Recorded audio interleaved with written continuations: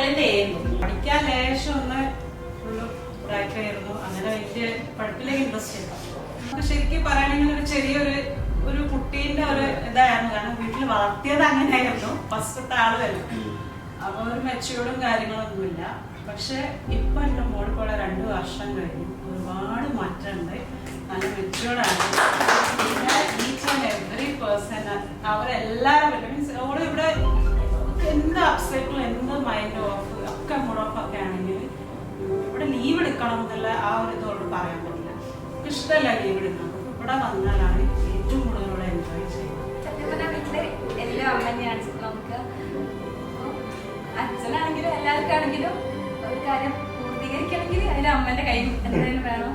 വീട്ടിലെത്തിയാലേ ഇവിടുത്തെ കാര്യം പറയാൻ തന്നെ നേരം ഉണ്ടാവുള്ളൂ. എന്ത് പറഞ്ഞാലും അവസാനം എത്തുക ഡ്രൈവിൽ തീർത്തേക്ക് ചെയ്യും.